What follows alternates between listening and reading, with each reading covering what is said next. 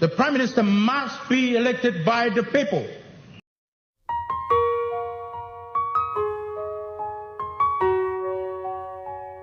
Mr. Speaker, I thank you for the leave you grant to me to provide debate in support of the Minister for introducing a very important constitutional amendment to this country. Never before, Mr. Speaker, never before, but he saw fit and the government has saw fit to introduce this very important constitutional bill to this Parliament. Mr. Speaker, I take note of the debates by the opposition. I take serious note of the debate by the opposition, because in this country and in this Parliament we need to have a constructive, intelligent opposition. That's what we need. That's what we need. Because nobody is a Taliban. You may make a mistake. That is why you must have opposition non tok. Na mi harim tok long opposition, mi harim. You've like in less lo meet so mi harim. This tok long opposition. So thank you for the opposition and to those who have supported the bill on the side of the government. I am the government. I am the member of the government, so I'm obliged to support the bill that is before this Parliament. I'm obliged. Mr. Speaker,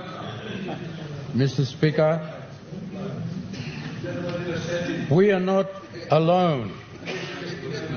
We are not alone. Never you think that the opposition, this country is alone. Never you think.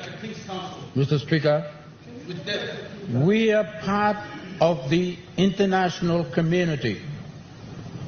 We need the support of the international community. We need the support of the United Nations. We need the support of the Commonwealth. We need the support of our friends like Australia and New Zealand and others. We're getting help from our people in the international sphere. We need their support. They're inclined and seriously inclined to support what goes on in this country, Papua New Guinea. They're inclined. So whatever law that we pass in this country, we don't injure their feelings. We don't injure their minds. The law which is passed in this country must be conformed to the international law.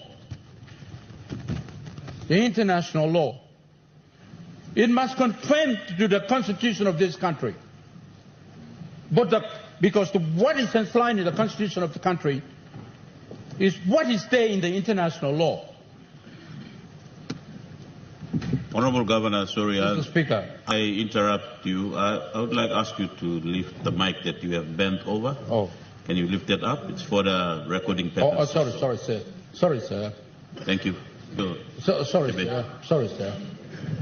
So, whatever we do, not just the government, Mr. Speaker, not just the government, the business community of this world, whatever that goes on and transpires in this country must be reasonably acceptable to the international community.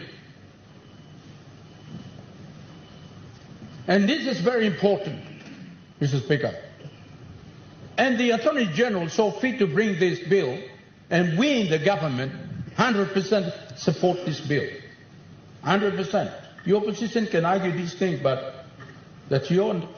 You want to defeat this bill? Depends on your number. Because what goes on in this Parliament depends on the number. On the number. On the number. You can argue here and there, but you want to defeat this bill based on your numbers. Right? So I want to say that this government is mindful of what the Minister for Attorney General said, stability. Stability, Mr. Speaker. You listen. You're shouting, but listen. When you were talking, I was listening. Yeah, stability. Order. Stability, Mr. Speaker, in the governance and in the political governance. Political governance, there must be stability, Mr. Speaker. When there is a continuous vote of no confidence, it challenges the stability of the political stable governance. That is why this bill has been brought, to make sure. Of course, you have a right under Section 45, 145. You have a right. The people who are supporting the government, you have a right under Section 145 of the Constitution. You think the government in the instant government is running this country, you think the government is not delivering to this country, you have a right under Section 145. But to vacate that government, you must have numbers. You must have numbers.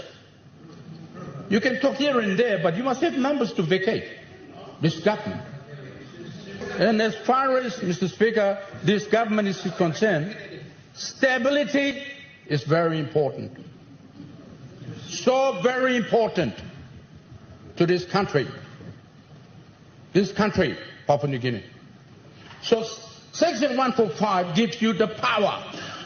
If you want to vacate this government, you must master the magic number. So far you have failed to master the magic number. You failed. If I want to give you a description, you wouldn't like it, but I will restrain. If I want to give you that description, you would not like it, I will restrain. With due respect. Right? Honorable, With respect, Mr. Speaker. Honorable Governor, make your debate Yeah. to the chair and not to point finger at any side of the House. Thank you, sir. Mr. Speaker, and we need in this Parliament law which will stabilize this government. Considering that you, whoever wants to challenge this government, have a right to move a vote of no confidence. You have a right. But this country needs stability in a political governance. Why do you destroy it? Political governance. What? You are destroying it. Who is destroying it? Yeah, that's what you're saying. Honorable Governor. That's what you're saying. Honorable Governor, you address the Parliament, address the House. That's what you're saying. You start continuing addressing individual members, I will ask you to resume your seat. No, sorry, sir. Sorry, sir. They're inciting me to the degree that I have to respond. Mr. Speaker, what the bill is trying to achieve is to make sure the government, by its numbers, defeat the motion to maintain the political government's stability. This bill is trying to achieve that. And I support it. I support this bill. And unless you people who are crying foul have the numbers to vacate this government, you provide the numbers. If you don't provide these numbers, you don't have the power. Mr. Speaker, we need stability. Stability in this government. Honorable Governor, we have a point of order from Member 4. Mr. Speaker, it sounds like the good governor has exhausted his debate. He keeps repeating himself. It's like a broken record right now, DJ. So I think if he's exhausted his debate, maybe he could conclude, and there are other people in the House who want to debate. Honorable Member, I've allowed you the full 20 minutes to make your debate, and It's the governor's turn to make his debate. Your point of order is out of order. Governor. I'm debating by the time. I'm debating by the time. I can vividly see the time. If these people cannot vividly see the time, they have problems. They should vacate from this parliament. Honorable Governor, make your debate. Yeah. So the bill before this parliament, I will urge all the members of the government team to unreservedly provide the numbers to support the debate. Support the debate. That's what we need. And the business community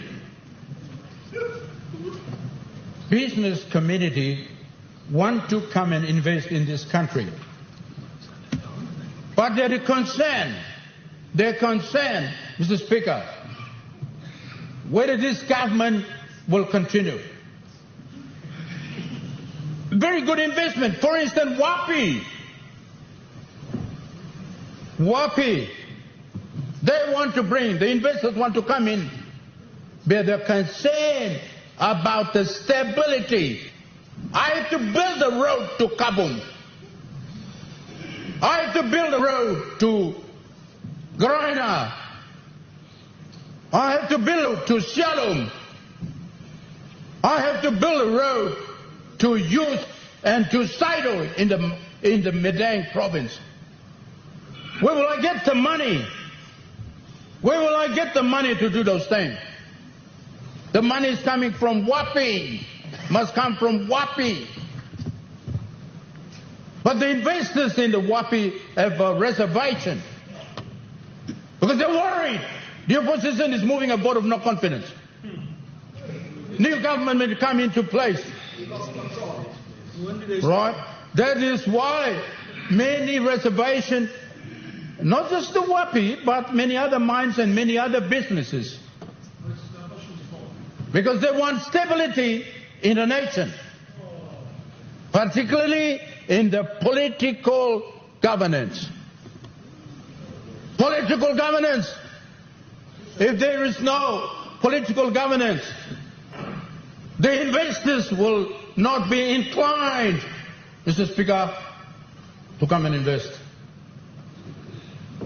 Invest. And as I told you already, we are not alone, Mr. Speaker. We're a member of the international community. And the international community will come in to assist as long as there is a stability, particularly in the political governance. You've said it many times. Well, you said it many times, but you were trying to make something, so I'm telling you again and again. And Mr. Speaker, I'm talking to the Speaker, not talking to my learned friend. I'm not talking to my learned friend. I'm talking to the Honourable Speaker. That's the right thing to do, isn't it? Mr. Speaker, we need international friends. And not just the international friend, the public servant, Mr. Speaker.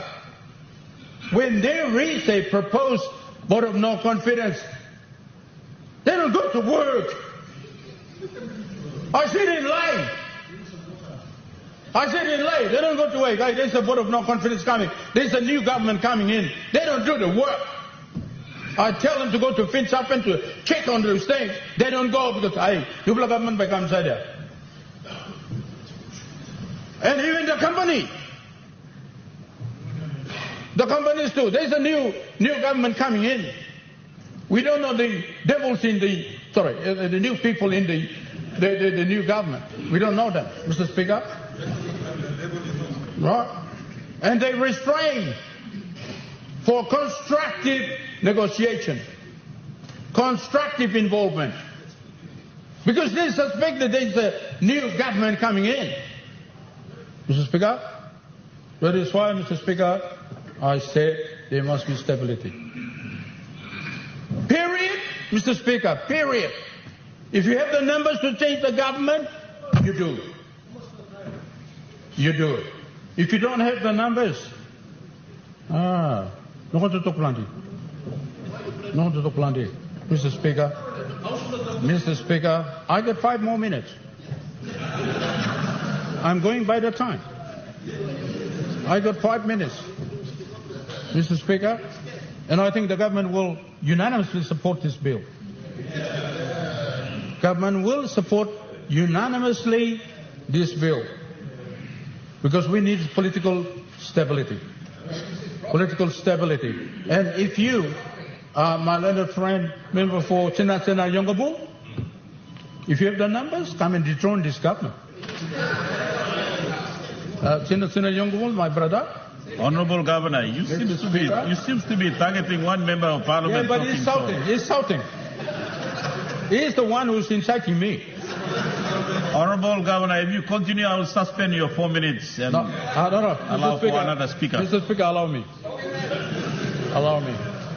So the government will stand. Government will stand to support the bill, and it must stand to support this bill because it's good for this country. And to finish off, I have 3 minutes. 3 minutes. No, 3 minutes. Mr. Speaker, meeting strong through. Also, Prime Minister must be elected by the people. Me strong. Opposition, you must have an argument with me now. Prime Minister must be voted by the people of this country. You must change the constitutional law. Change the constitutional law. Prime Minister must be voted by the people. And must be voted by the people for 5 years. 5 or 4 years. And your opposition must come and support me. This idea. And I'm sure Honourable the Prime Minister James Morobe, he's already made a point. The Prime Minister must be elected by the people. So whoever the Prime Minister they